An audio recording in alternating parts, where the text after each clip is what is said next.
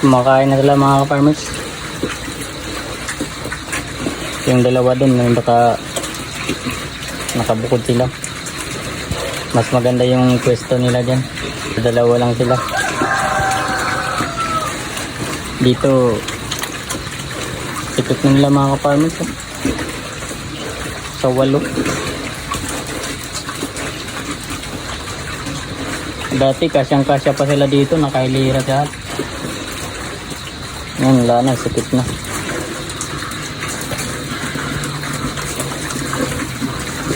Pag na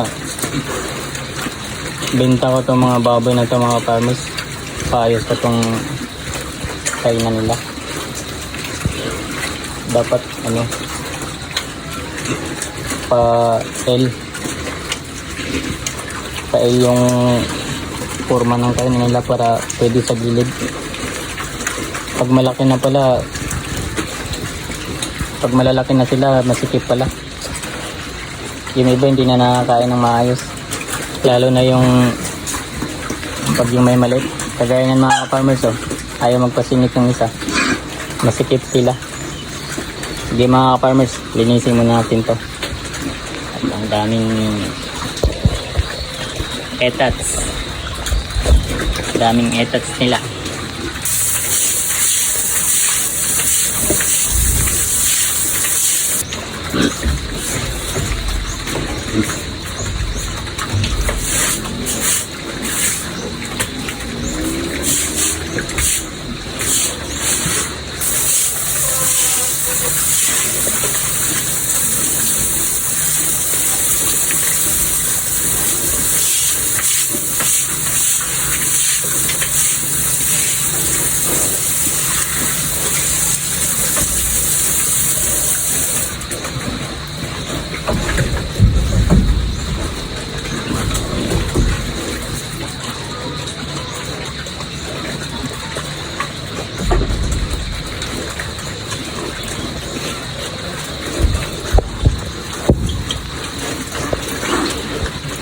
Tingnan nyo ito mga farmers.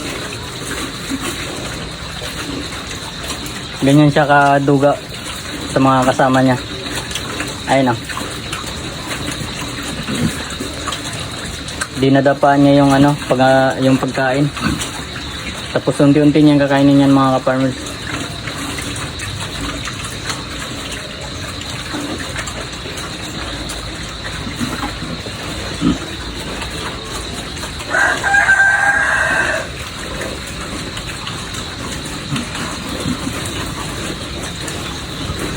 Itong isa umayaw no.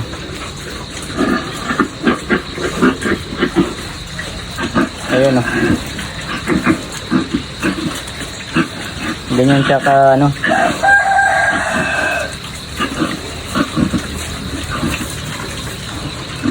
dinadaganan niya yung pagkain. So, hindi na makakain yung mga kasama niya.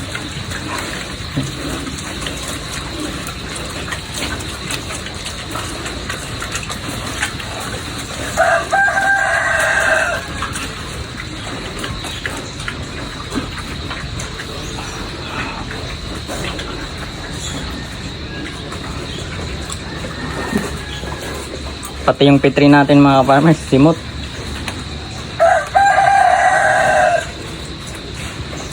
Dami pagkain yan, pero halos tubig lang yung binigay ko. Kakaunti lang yung feeds na nilagay ko. Dinadiet ko na siya mga farmers kasi sobrang laki na niya. Magpo 4 months pa lang pero grabe.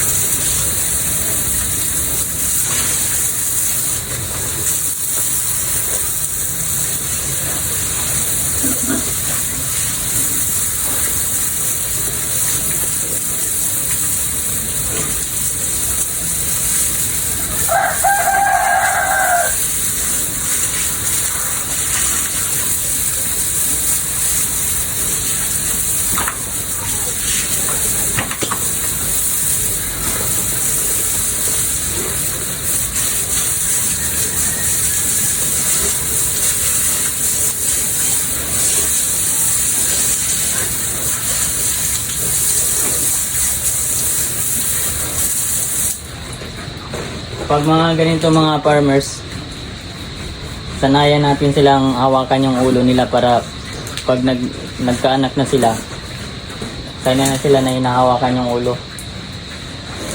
Kasi mas madali silang pakalmahin mga ka-farmers pag hinahawak-hawakan mo yung ulo nila.